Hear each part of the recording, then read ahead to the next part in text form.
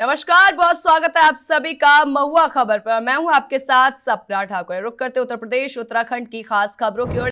तो चलिए रुक करते हैं खबर की ओर। गोंडा जिले में एलपीजी गैस की किल्लत और जमाखोरी को लेकर लंबी कतारें लग रही हैं, जिसमें आम जनता परेशान है। और इस स्थिति के मद्देनजर जिला अधिकारी प्रियंका निरंजन ने सख्त कदम उठाते हुए जिला आपूर्ति अफसरों और संबंधित एजेंसियों के पदाधिकारियों के साथ बैठक की। गुरुवार को जिला पंचायत सभागार में हुई इस बैठक में एलपीजी गैस वितरण प्रणाली की समीक्षा की गई है और अफसरों को निर्देश दिए गए हैं कि उपभोक्ताओं तक सिलेंडर समय पर और व्यवस्थित तरीके से पहुंचे। डीएम ने विशेष रूप से गैस सिलेंडरों के जमाखोरों के खिलाफ सख्त चेतावनी दी है। बैठक में पेट्रोलियम पदार्थों की आपूर्ति और अन्य लॉजिस्टिक समस्याओं पर भी विस्तार से चर्चा की गई।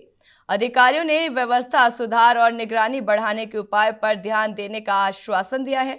वहीं तिवारी बाजार में लोग घंटों लाइनों में खड़े होकर सिलेंडर का इंतजार करते नजर आए।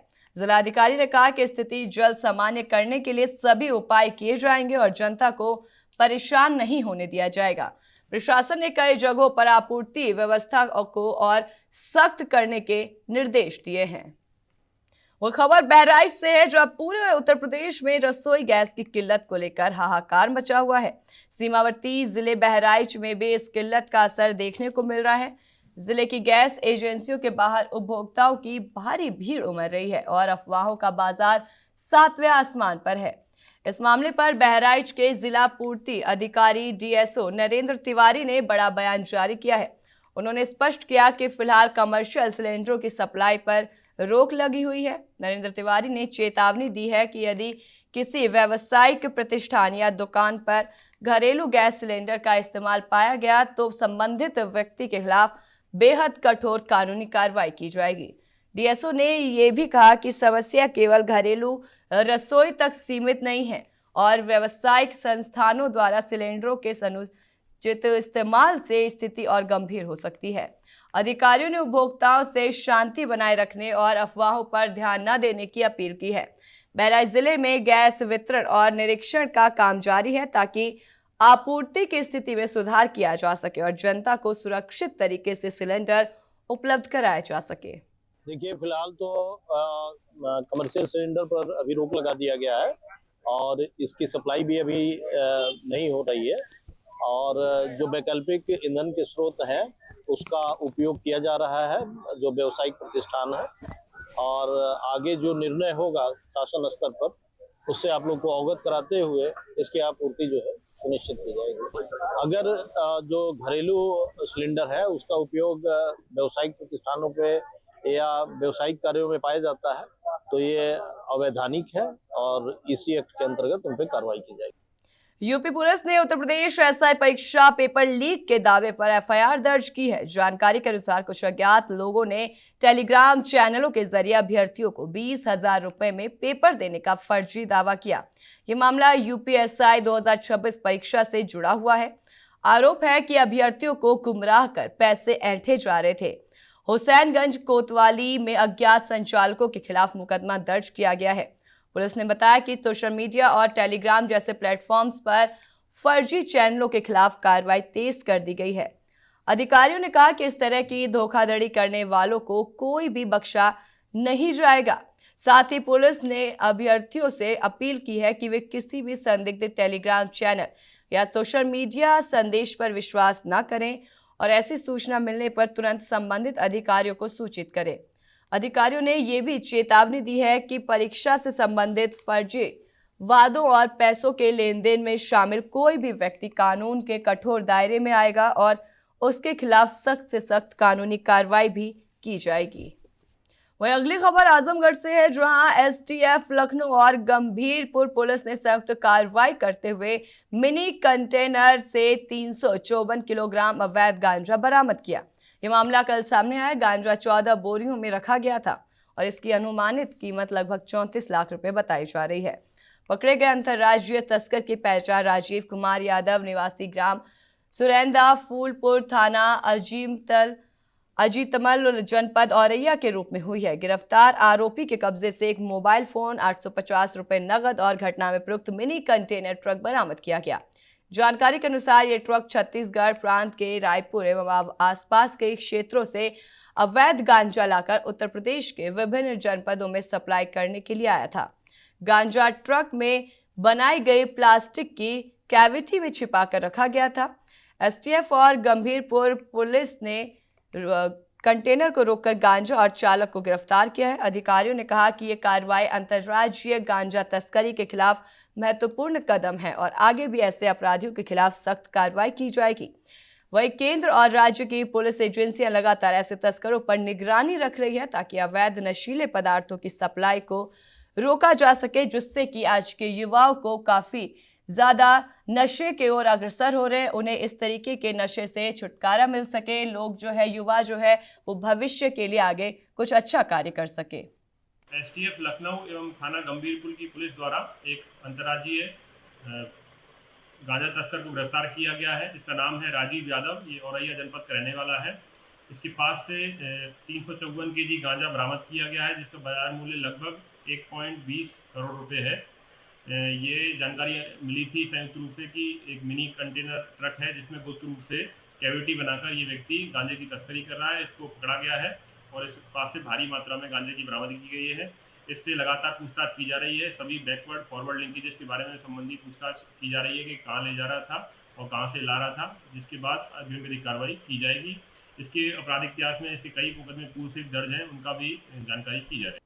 बरेली के बगरैन स्थित गोदाम से किसानों के बीज और अनाज की कथित लूट का मामला अब सड़क से संसद तक पहुंच गया है। बरेली किसान सत्याग्रह के संयोजक डॉक्टर हरीश गंगवार ने बताया कि करीब 1031 मीट्रिक टन धान, गेहूं और बीज की चोरी से लगभग 4 करोड़ रुपए का नुकसान हुआ है, जिससे 4000 छोटे किसान प्रभावित हुए हैं। किसान पिछले 55 दिनों से महात्मा गांधी प्रतिमा के पास अनिश्चितकालीन धरना दे रहे हैं। डॉक्टर गंगवार ने कहा कि ये केवल अनाज की चोरी नहीं बल्कि हजारों किसानों की मेहनत और सम्मान की लूट है। लोकसभा सांसद राकेश राठौर ने इस मामले को संसद में 100 प्रश्न संख्या में उठाया है। वहीं आपको बता दें कि कांग्रेस से प्रतिनिधि अनूप वर्मा ने कहा कि अर्धधन फाइनेंशियल सॉल्यूशंस और कार्या कलेक्ट्रल वेयरहाउसिंग सर्विसेज जैसी कंपनियों पर गंभीर आरोप है। किसानों ने सीबीआई जांच, आरोपी कंपनियों के निर्देशकों के खिलाफ गिरफ्तारी, ब्याज सहित मुआवजा और सभी गोदामों में सीसीटीवी, डिजिटल और लॉक और अनिवार्य बीमा व्यवस्था लागू करने की मांग की है। धरने में किसान नेता हरीश गंगवार, जगदीश सरन, विपिन पटेल, अरविंद पटेल, सुरेश दिवाकर सहित कई अन्य नेता भी मौजूद रहे। इटावा में आगरा लखनऊ एक्सप्रेसवे के किलोमीटर 132 पर एक गंभीर सड़क हादसा हुआ है, जिससे विधायक राकेश प्रताप सिंह के स्कॉट वाहन की पुलिस गाड़ी पलट गई है। हादसे में 3 पुलिसकर्मी घायल हो गए हैं। जानकारी के अनुसार विधायक सरिता भदौरिया के बेटे की शादी से लौट रहे थे। स्कॉट में लगी पुलिस गाड़ी तेज रफ्तार से आ रही थी, वहीं टकरा जाने के कारण अनियंत्रित होकर पलट गई। इस दुर्घटना में दरोगा और 2 हेड कांस्टेबल गंभीर रूप से घायल हुए हैं। हादसे में i10 सवार महिला के सिर में चोट आई है। वहीं सभी घायलों को तुरंत एम्बुलेंस से सैफई पीजीआई भेजा गया, जहां उनका उपचार जारी है। पुलिस ने दोनों वाहनों को कब्जे में ले लिया है और हादसे के कारणों की जांच शुरू कर दी गई है। अधिकारियों ने कहा है कि एक्सप्रेसवे पर वाहन चालकों को विशेष सावधानी बरतने की अपील की गई। इस हादसे ने इटावा में सड़क सुरक्षा और तेज कर दिया है और तेज रफ्तार वाहनों की चुनौती को फिर से उजागर कर दिया है। इसी के साथ ही पुलिस आगे की तमाम कार्रवाई में जुटी हुई है। आपको बता दें कि इस गंभीर हादसे के बाद इसमें कई दरोगा घायल हो गए हैं और इसी के साथ गाड़ी में सवार महिला के भी सर पे गंभीर चोटें आई हैं। दरोगा और 2 कांस्टेबल गंभीर रूप से घायल हुए हैं। विधायक के स्क्वाड की पुलिस गाड़ी एक्सप्रेसवे पर पलट जाने से ये बड़ा हादसा हुआ है। और इसी के साथ आपको बता दें कि पुलिस ने दोनों वाहनों को कब्जे में ले लिया है और हादसे के कारणों की जांच की जा रही है। उत्तर प्रदेश के काल्पी कोतवाली क्षेत्र में जौलपुर इलाके में अवैध खनन और ओवरलोडिंग के खिलाफ जिला प्रशासन ने बड़ी कार्रवाई की है। प्रशासन की संयुक्त टीम ने हाईवे पर विशेष चेकिंग अभियान चलाकर मोरंग से भरे 11 ओवरलोडेड डंपरों को पकड़ा है। कार्रवाई के दौरान सभी वाहनों को जब्त कर गल्ला मंडी परिसर में खड़ा कराया गया। इस अभियान में एसडीएम, सीओ, खनिज विभाग और परिवहन विभाग की संयुक्त टीम शामिल रही। अधिकारियों ने बताया कि क्षेत्र में अवैध खनन और ओवरलोडिंग की शिकायतें लगातार मिल रही थी, जिसके बाद सख्ती से जांच अभियान चलाया गया। चेकिंग के दौरान पकड़े गए डंपरों में तय सीमा से अधिक मोरंग भरी हुई पाई गई, जो नियमों का सीधा उल्लंघन है। प्रशासन ने नियमों के उल्लंघन को गंभीर मानते हुए सभी 11 डंपरों पर करीब 15 लाख रुपए का जुर्माना लगाया है। अधिकारियों का कहना है कि इस तरह की कार्रवाई आगे भी जारी रहेगी ताकि अवैध खनन और ओवरलोडिंग पर प्रभावी रोक लगाई जा सके। स्थानीय प्रशासन ने साफ किया है कि सड़क सुरक्षा और राजस्व हानि को रोकने के लिए ऐसे मामलों में किसी भी तरह की लापरवाही बर्दाश्त नहीं की जाएगी और दोषियों के खिलाफ कड़ी कार्रवाई की जाएगी। कल रात में निश्चित रूप से एक बड़ी कार्रवाई को अंजाम दिया गया है। जिलाधिकारी महोदय, कप्तान सर के निर्देश पर जो एक टीम बनी है, सीओ साहब, एसडीएम, माइनिंग इंस्पेक्टर, एआरटीओ, इनके द्वारा संयुक्त रूप से जोलोपुर मोड़ से लेके अकबरपुर इटौरा मार्ग में जो भी मोरंग से भरी हुई डंपर आ रहे थे, सबकी चेकिंग की गई। जिनके कागजात सही थे उनको जारी दिया गया।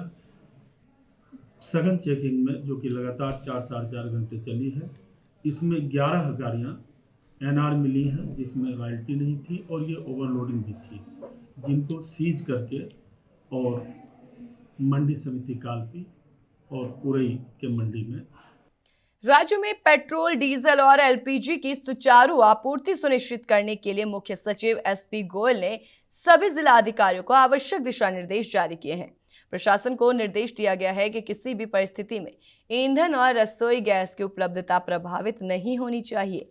मुख्य सचिव ने कहा कि जिलाधिकारी अपने अपने जिलों में पेट्रोल पंपों और एलपीजी वितरण केंद्रों की नियमित निगरानी करें और ये सुनिश्चित करें कि आम जनता को किसी प्रकार की किसी भी तरीके की परेशानी का सामना ना करना पड़े। इसके साथ ही उन्होंने ये भी निर्देश दिया कि ईंधन की आपूर्ति और वितरण व्यवस्था पर लगातार नजर रखी जाए। प्रशासन को ये कहा गया है कि किसी भी प्रकार की अफवाह या कृत्रिम कमी की स्थिति पैदा ना हो जाए। वहीं यदि कहीं आपूर्ति में बाधा आती है तो तुरंत आवश्यक कदम उठाकर स्थिति को सामान्य किया जाए। सरकार का उद्देश्य ये सुनिश्चित करना है कि राज्य में आवश्यक ईंधन और गैस की उपलब्धता बनी रहे और आम नागरिकों को दैनिक जरूरतों के लिए किसी प्रकार की कठिनाई का सामना न करना पड़े। तो हरिद्वार से एक अनोखी खबर सामने आई है। देश में रसोई गैस की बढ़ती कीमतों को लेकर चल रही चर्चा के बीच कांग्रेस ने इसे अपने विरोध का हथियार बना लिया है। कांग्रेस नेता अशोक शर्मा ने हरिद्वार में एक अनोखा प्रदर्शन किया है। अशोक शर्मा ने नाले पर गैस पाइपलाइन नहीं रखी, बल्कि एक चाय की दुकान खोलकर भाजपा सरकार पर निशाना साधा। उनका कहना था कि प्रधानमंत्री द्वारा नाले से गैस बनाने का दावा किया जाता है, इसलिए उन्होंने इस मौके पर नाले पर ही चाय की दुकान खोलकर गैस बनाने का काम शुरू कर दिया है। आपको बता दें कि अशोक शर्मा ने युवाओं से भी आह्वान किया है कि वे इस आंदोलन में आगे आएं और जनता के लिए सही संदेश दें। उनके इस प्रदर्शन से स्थानीय मीडिया और जनता का ध्यान आकर्षित किया है। वहीं कांग्रेस ने इस प्रकार गैस की बढ़ती कीमतों को लेकर सरकार पर दबाव बनाने का नया तरीका अपनाया है। आपको बता दें कि अशोक शर्मा का प्रदर्शन राजनीतिक सियासत के साथ साथ आम जनता में इस मुद्दे पर जागरूकता बढ़ाने की कोशिश भी माना जा रहा है। जहां कांग्रेस नेता ने नाले के ऊपर चाय की टपरी बनाई है और इस तरीके का अनोखा प्रदर्शन किया जा रहा है। बरेली के जिला अधिकारी के निर्देश के बाद प्रशासनिक टीमें सक्रिय हो गई हैं और गैस सिलेंडर की आपूर्ति व्यवस्था का जायजा लेने के लिए फील्ड में उतर गई हैं। इसी क्रम में एडीएम प्रशासन सिद्धार्थ, एडिशनल एसपी संजीव सिन्हा और सिटी मजिस्ट्रेट ने शहर की प्रमुख गैस एजेंसियों का निरीक्षण किया है। अधिकारियों ने समृद्धि गैस एजेंसी और सुधा गैस एजेंसी पहुंचकर वहां की आपूर्ति व्यवस्था और वितरण प्रक्रिया की समीक्षा की है। इस दौरान अधिकारियों ने एजेंसी पर मौजूद लोगों से भी बातचीत की और ये जानने की कोशिश की कि उन्हें सिलेंडर मिलने में किसी तरह की परेशानी तो नहीं हो रही है। निरीक्षण के दौरान अधिकारियों ने गैस एजेंसी संचालकों को स्पष्ट निर्देश दिए हैं कि उपभोक्ताओं को समय पर एलपीजी सिलेंडर उपलब्ध कराना सुनिश्चित किया जाए। साथ ही ये भी कहा गया है कि किसी भी प्रकार की अनियमितता या आपूर्ति में कमी की शिकायत मिलने पर सख्त कार्रवाई की जाएगी। प्रशासन का कहना है कि आम जनता को रसोई गैस की उपलब्धता में किसी तरह की दिक्कत ना हो, इसके लिए लगातार निगरानी की जा रही है और आवश्यक कदम भी उठाए जा रहे हैं, जिससे कि आम जनता को गैस आपूर्ति में दिक्कत ना हो, किसी तरीके की परेशानी का सामना ना करना पड़े। क्या नाम है भैया आपका? क्या दिक्कत आ रही है आपको? यहाँ ना तो भैया जो बुकिंग नंबर है ये चल रहा है। हाँ। और ना गैस बिना बुकिंग करे गैस देंगे। ये आपको विभाग के लोग आए हैं, क्या लगता है मिल जाएगी? विभाग के लोग क्या, यही लोग जब चाहें सब लोग मिलेंगे तभी मिलेंगे। कितने दिन से दिक्कत आ रही है? 3-4 दिन से हैं। हम तो खैर अभी आज ही आए हैं, लेकिन आज हम कहाँ मिल जाएगा, बताया कि भाई नहीं। मैडम क्या नाम है आपका? कहाँ पे आई हैं, क्या दिक्कत आ रही है? गैस नहीं मिलेगी 3 दिन से आ रही है, ऑनलाइन भी नहीं आ रही है, ऑनलाइन भी सबको बंद कर रखी उन्होंने सारी सेवाएं। क्या बता रहे हैं लोग? आज इन्होंने सुबह कहा था कि आप बुक जमा कर दीजिए, हो सकता है सर्वर खुल जाए तो हम आपकी गैस बुक कर देंगे। हमने किताब लेने आएंगे, कुछ नहीं आएंगे। वहीं सोनभद्र जिले के अनपरा थाना क्षेत्र से बड़ी खबर सामने आई है। स्थानीय HDFC बैंक के एक निजी सुरक्षा गार्ड ने राह चलते युवक पर गोली चला दी। जानकारी के अनुसार युवक और सुरक्षाकर्मी के बीच रास्ते में मामूली कहासुनी हुई, जिसके बाद सुरक्षाकर्मी ने 2 गोली चलाई। गोली युवक के हाथ में लगी और गंभीर रूप से घायल हो गया है। घटना के बाद मौके पर अफरा तफरी मच गई और लोग चकित रह गए। घायल युवक को तुरंत नजदीकी अस्पताल में भर्ती कराया गया, जहां उसका इलाज जारी है। सूचना मिलने पर पुलिस घटनास्थल पर पहुंची और मामले की जांच में जुट गई है। पुलिस ने सुरक्षाकर्मी को हिरासत में ले लिया है और घटना के कारणों की छानबीन कर रही है। आपको बता दें कि SP सिटी हर्ष पांडे ने बताया कि मामले की गंभीरता को देखते हुए सभी कानूनी कार्रवाई की जा रही है। उन्होंने जनता से शांति बनाए रखने की अपील की है। पुलिस की जांच के बाद ही स्पष्ट हो सकेगा कि सुरक्षाकर्मी ने कदम क्यों उठाया और आगे क्या कार्रवाई की जाएगी।